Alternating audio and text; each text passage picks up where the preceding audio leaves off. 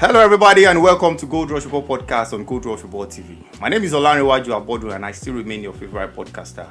Today, I have Sammy here, and Shewan is also here, the Liverpool fan and the Chelsea fan. Of course, it's the international break, and we have nothing but a lot to talk about on this podcast today. Let me bring on the guys and let's do this. Shewan, how you doing? Chilling. It's not been a bad week, but I'm missing the slot ball, the winning ways, top of the league, top of the Champions League. Slot ball, keep balling. Yeah, now get out now. You have the bragging rights, as a Liverpool fan, being on top of the log, both in Champions League and the league. But you can see I'm putting on black. RIP to Premier League. Slot is here. Really? We are here to win it. RIP to Premier League. Sammy, how far now, Maresca? You see, Sammy just say, wait till this guy they talk. As a Liverpool fan. He go come back next season now. No way. This matter really talk. You go repeat that next season. Right. I'm doing well though. Maresca ball sitting tall. Haven't played, most of our most difficult opponents already for the first half of the season, right. And we're sitting, in the third position. It looks like the top four should be our spot. Champions League football next season. It's definitely, looking very, very good for us right now. So looking possible for Chelsea to be in the Champions League spot. Anyway, let's talk about. We're starting from Manchester United. They now have a new coach. So going after the international break, Manchester United will be having a new gaffer on the bench, and they've said goodbye to Erik ten Hag. Guys. How I know it's Manchester United is a rival fan. You guys you support Chelsea, support Liverpool, but seeing Erik ten Hag out of Manchester United, how you guys feeling? What's your submission with Erik ten Hag's tenure? Was it too late for him to have gone, or is it? What's your take to that, Sam? They did bad because they should have let Chelsea play him first before they fired him. They literally fired. They were scared. They were like, yo, you want to take the 3 points? They were scared because if ETH was still the coach when we played them, we would have won that game. I was very, very confident. If ETH was the coach, Chelsea would have won that game. And I just felt like they could have, you could have just been patient for one more game, man. But in a real sense. But in a real sense, yeah. I think this is something that should have been done a very, very long time ago. It took them, I just don't understand the reasoning behind it, or, the validations on why they needed to keep him to that point. Because you could tell, he wasn't getting the best out of the players, right? For a very long time. But at the same time, can you really blame them? Because let's be realistic. We have a team somewhere in London that has a coach that's going up to 5 years now, hasn't won anything. And ETH has won 2 FA Cups, or 1 FA and one FA Cup and one Carabao Cup. Carabao Cup. But that team is different from that team is different. No. Let's leave Sammy. Sammy is going somewhere. He's trying to cook. So that's certain team in London. They have had a coach for 5 years now. They haven't won shishi. Not even Penny Cup. Right. Not even Emirates Cup. But they won the FA Cup. But with all due respect to Erik ten Hag, coming to Manchester United. The hype was so high, and Manchester United were hopeful, based on his success with Ajax, and then getting into the semi-finals of the Champions League and winning the Eredivisie back to back then with Ajax and with a young team as well, after being let's just say he had the profile that Ruben Amorim had. Or has right now, because that was the same way we were looking at ETH back then. He was doing all these great things with the Ajax team coming from Netherlands. But Amorim he was a real, on paper, he was really, really good. Yeah, Amorim. So it's the same thing with Amorim right now. On paper, he's looking really, really good. But let's wait and see. It's all with when it comes to Man U, you just have to sit down, get your popcorn, and see. Yeah. So my thing is, I felt Ineos should have made the decision at the summer. Yeah. It's been so. I don't really understand what kept them for not taking the decision of letting Erik ten Hag go. Yeah. I've been an advocate of Erik ten Hag before now. Before, after. When he came, that let's give this guy a very good. Let's support him. I remember he said in one of the episodes, like before the international break, I think that was the second international break, that Eric Ten Hag must go. Or yeah. I mean, we've had it on this episode that, come on, I'm tired of this man. I mean, even not because I feel for Manchester United fans, the pains which they go into their games every weekend, they don't go to the games with full confidence, no matter the team they play with, So, and we saw the performance of Eric Ten Hag.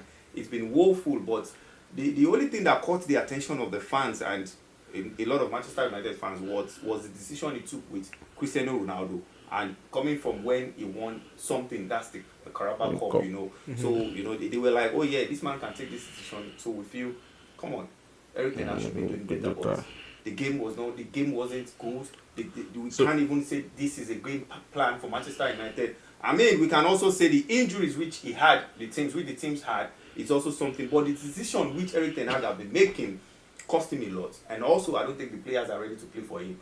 Meanwhile, Ineos, like I said, they had to let this to be very, very late to make this decision. It could have been done in the summer. I mean, not just right now. But again, they have a new coach. Goodbye to Eric Ten Hag and all the best in his new career. Yeah. Now, Ruben Amorim to Manchester United. Last year when Liverpool were looking for a coach, it was pointed that Ruben Amorim would be coming to the Anfield, but something happened. Salary basis, they are not going to pay him. He even came to Chelsea. Yeah, they are not going to pay him what is requested. So as a rival fan, how are you feeling as Ruben Amorim? With his because he has a very with his record now, he has a very good recent track record right now. With a very good performance with Sporting. That's recent performance. And he's a young coach. I mean, he's just a few months older than Cristiano Ronaldo. With Eric Ten Hag, I feel the players felt they have like a school teacher, on the pitch with them. Like Eric Ten Hag is like a PhD teacher, physical education teacher with the boys. You understand? Like, and the boys, I don't feel they were so confident. But for Ruben Amorim, I feel with his age and he has this, he's very positive guy. He has this flair with player management. I think he's going to do better. I mean, I'm not saying I'm just saying with its own good track record, which he had recently, he might be able to pull something. And of course, this is just 10, 11 games into the season. And Manchester United are not far from top 4. It's just like 4 points different to make the top 4. So it's not that bad for Manchester United if Ruben Amorim can do something. So what's your take? What I would say is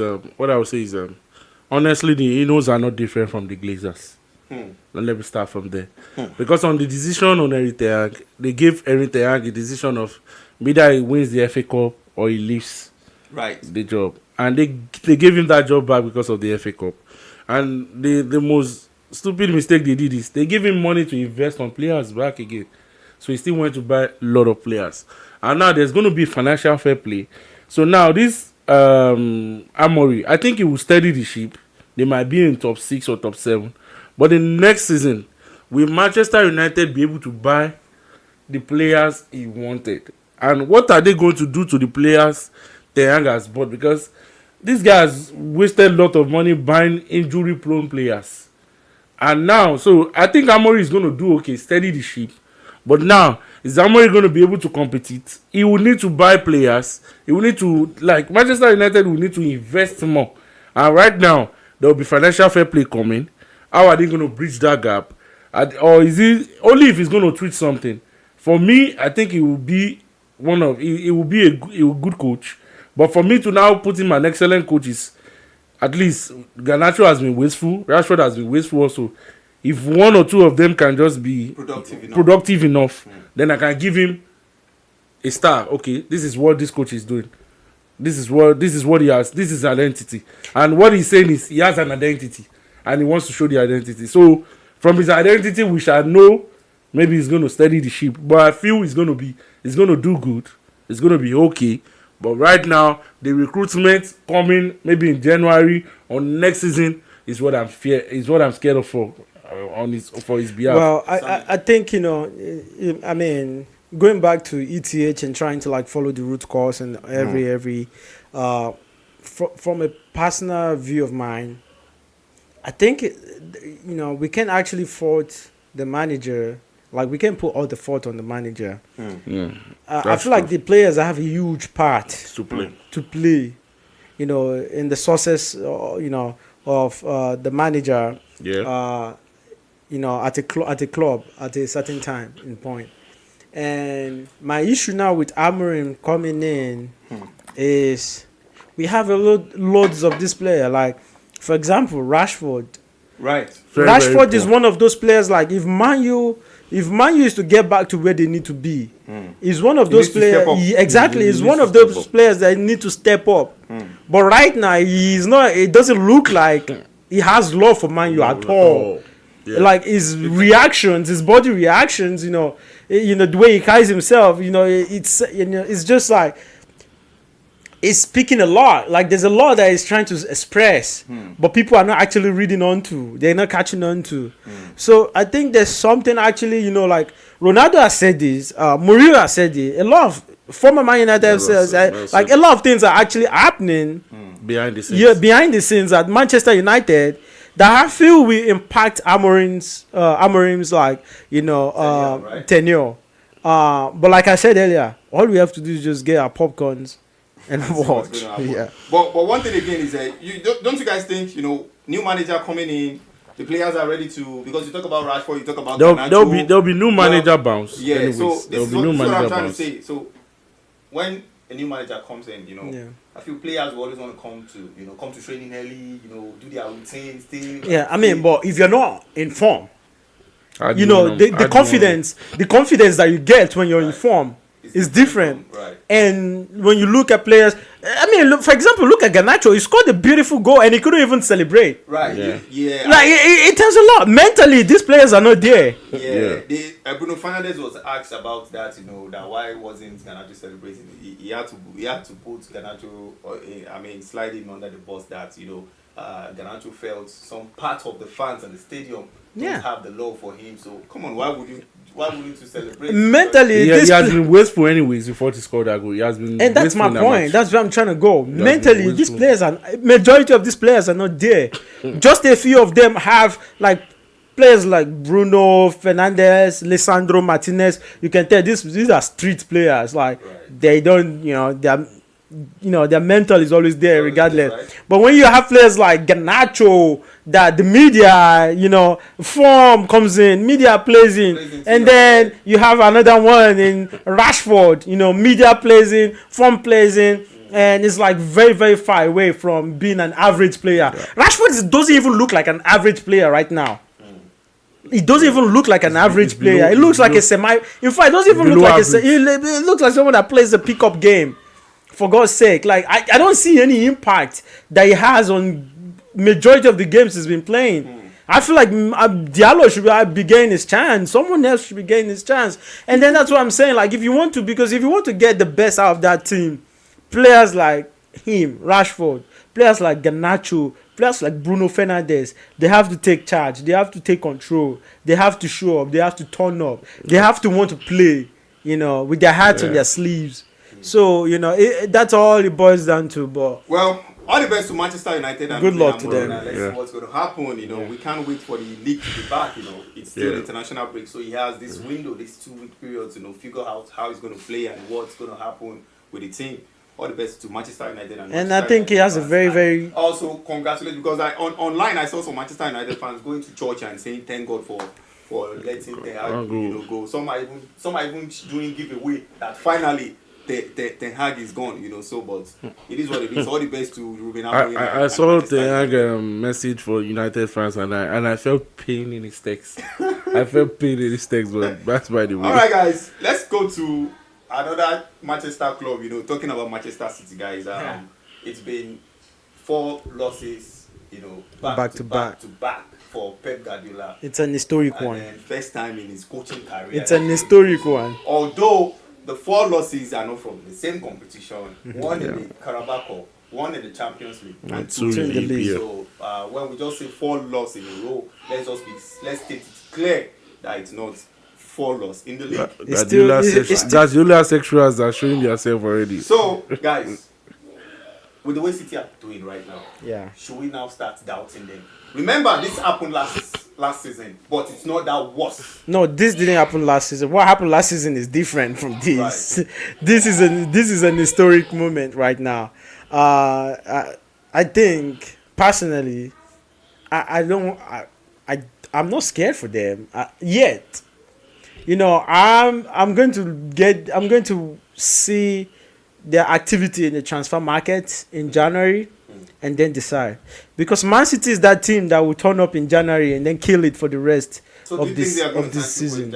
Yes, I would expect him to replace someone, to replace their most important and vital player at the moment, and who is in Rodri, the Ballon d'Or win. I mean, the world best player in the world. I mean, you can tell the reason why this is the reason why he won it, because if he's there right now, City won't lose this game. But I feel when we talk about Rodri, that is important in City. Yes, no doubt about that. But I think what's going on with City right now is much more than Rodri. So I still feel, even if Rodri is still in this team, they are still losing that edge. So they concede. It's not only they concede a lot. Rodri right now. You can see the defensive player in which Pep Guardiola have been using these days. Akanji is not fit. Injuries are there. Injuries are there for them as well. So I feel it's just a downtime for Manchester City right now. Even if they have Rodri, this might still likely happen. I mean, we are just psychoanalyzing, but of course, this might still likely happen. So what I would say is, do you guys remember there was a time Akanji complained about the amount of matches they played? Rudy also said something like about the amount of matches. Bernardo Silva also said the same thing. So, and firstly, I would say, I think the City team, some of the players are aged. I will first say they are aged. Injuries came into the party too. Also, they have a lot of injuries. Like you see, Akanji is not fit. Ruben Dias is not fit. Aketu is not fit. So Walker sometimes he's not fit. That's what I'm saying. This is much more than Rodri. This is more than even Grealish and Doku is not fit. Is out. Grealish is out. Defenders are out. So this is Guardiola has to use Martin Nunes and Savinho. This is diminishing return right now for the City. This is the kind of situation why I appreciate Chelsea's management, because Chelsea can rotate teams, and this is what. And you guys were the laughing stock at this transfer. Yeah, we were the laughing stock. Yeah, but now it makes sense. But now it makes sense. But now it makes sense. It makes sense. Anyway. They validated the reason behind all those buys, and now we literally play in two different squads for all the competitions we're playing, and. I mean, Man City used to have this capability 2-3 years ago, but they've lost so many talents, and they didn't replace them. Or when they did replace them, it wasn't the same quality. It was like they went down in grade. Right.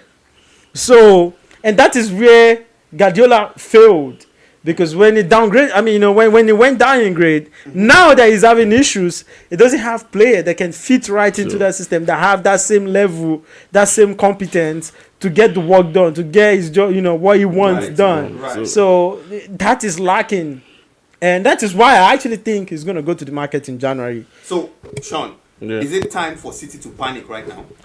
Well, I would say it's not time for them to panic if those injured players are coming back.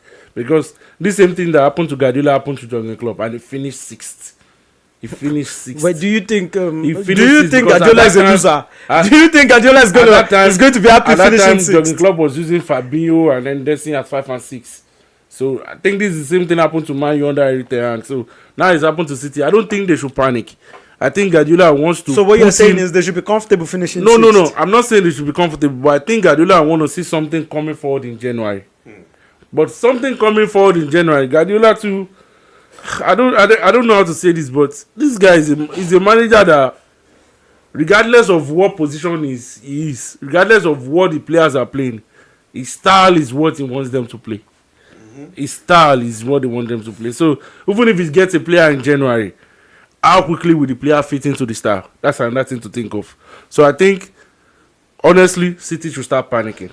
Honestly, they should. Do you agree? I don't Honestly, agree. they should. There's no reason to panic. You're talking about style play. Do you know how many players? Like, I can go to Spain and list players that will fit Guardiola's playing style. There's nothing. But those players come to City. Well, as a player, will you come to City that has Come on. 2 years charges, 115 charges? That the contract of the coach is not sure that is going to be at the affairs of the team.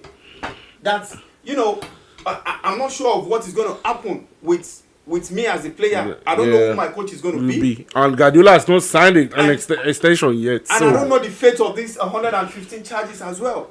And Sammy, let's not take it away. This team just won a treble. The motivation from that treble, the motivation has reduced. First off, you are not guilty until you are found guilty. That's the first thing. Right. And when you're looking at that case, you know, they've won a couple of the, charges already. So things are actually looking rosy. Fresh. The one they want is just fresh. Yeah. It's different from what happened. It's positives. It's positives. Yeah. Secondly, who doesn't want to play under the best coach in the world? Guardiola. But as a player, I don't know if, because these players they know, their agents who know what's up. They know that this coach has not signed another contract. Be the coach next season. He has not signed another contract. I mean, it's City, of course. Like you said, even if City call me now, I'm ready to go. I don't want to care but I'm not a professional player. I'm just saying as you know what I'm talking about. So, but guys, it is what it is for Manchester City. Like the United's case, all we can do is get our popcorn and watch. You don't want to say something so we can come back again and quote you about what you said. All right, I'm saying it's time for them to be panicked. This is Gold Rush Football Podcast on Gold Rush Football TV, and we've been having fun with Sheon and Sammy right here. It's international break, but we are not on break. We are always here to give you, the best content which you can't get anywhere.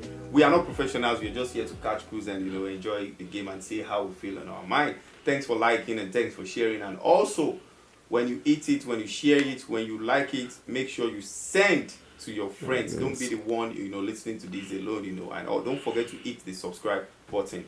Guys, before the international break, so many things happened, but the ones that caught the attention of everyone was, they call it the offside trap finally cast. Offside trap finally cast. Did you say Barcelona losing to Real Sociedad? Going into the international break. Is it a bad day in the office or it's just they've been exposed with the offside trap which has been happening? Well, when you look at the result of the game, what was the result? 1-0.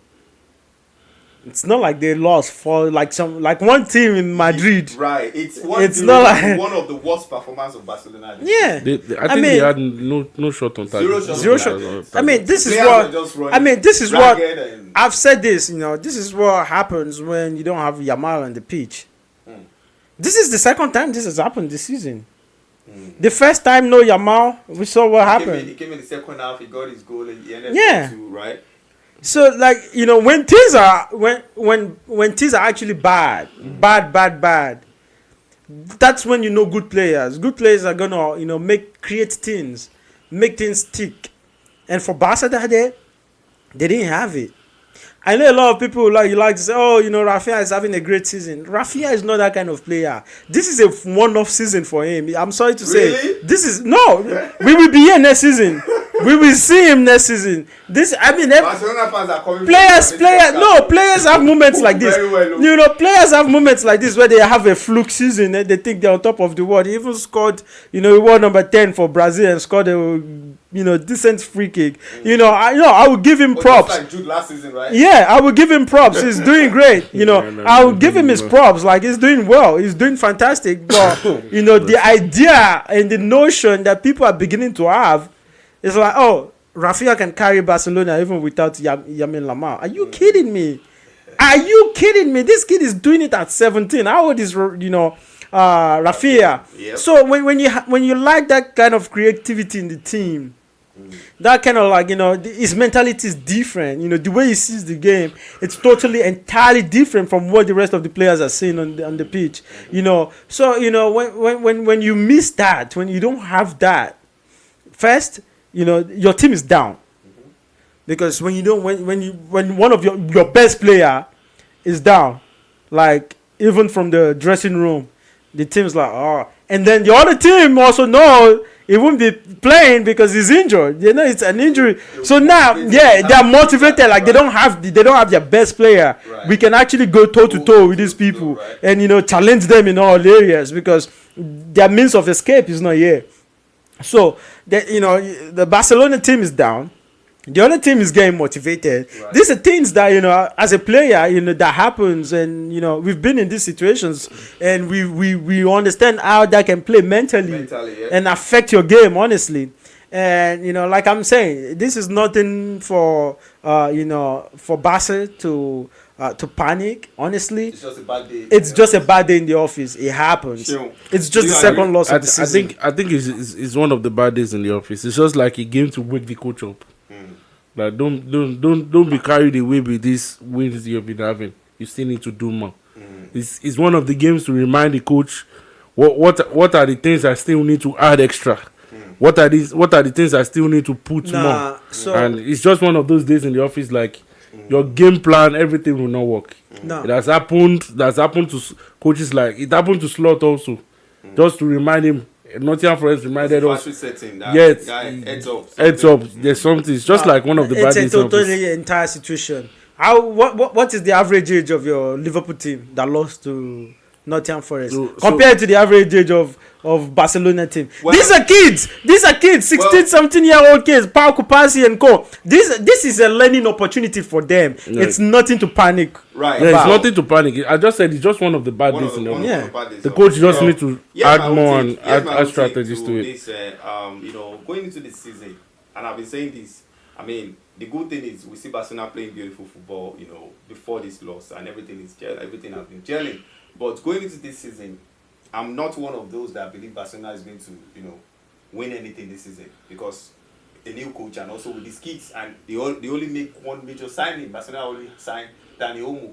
But again, after like 10 games, we saw what's going on. Barcelona fans are carried away that, hey, I think something is going to happen that Hansi Flick might definitely win the league. But let me just say this right here. Don't get carried away, because injuries are going to come up. Players are going to get fatigued. It's until the end of the race that we can say something. The race is not over until it is over. Because yes, let's just enjoy this. As a Barcelona fan, I'm just enjoying this moment. I'm not at the end of what's going to happen. If it's happened, that's a plus. And that's just a game at a time. A game at a time. Let's just take this one game at a time. Can you please extend that advice to your right? Extend that advice to your right. So that's just the thing. I mean, Hansi Flick, fantastic coach, with these guys, with this set of young lads, doing it averagely, I mean, game to game, kudos to him. And also, I mean, we never thought this is going to be happening, and it's happening right now. We never so thought of this. This is danger. But that loss, for me, I just feel it's just a factory setting to Hansi Flick that, come on, this is that's just supposed to be the reality of Barcelona this season. That loss is just the reality of Barcelona. Let's just take it as it. Yeah, it's a learning opportunity. It's after we'll see what's going to happen at the end of the season. It's too early to call that Barcelona is going to win anything, because that's going to lead. Who's going to win it? That's going to lead me to the next question, which I'll be asking you guys. Real Madrid injuries. The only person that is not injured right now is Carlo Ancelotti, so he's the only man that is not injured for Real Madrid. What do you say, Carlo Ancelotti never injured? Milita is out, Cavaglia is out, Alaba is out. Who else is there again? Rodrigo is out as well. Yeah. Kylian Mbappe is not meeting. He's not performing really well.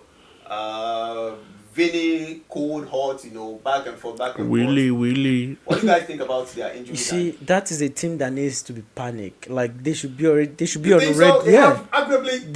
red. The best players in the world right now. So let me say this. I think Real Madrid coming into the season, they had no plan. You think so? With Kylian Mbappe signing, the reason why I said they had no plan is before this last season end, Militao was out with an ACL. Right. Alaba was injured.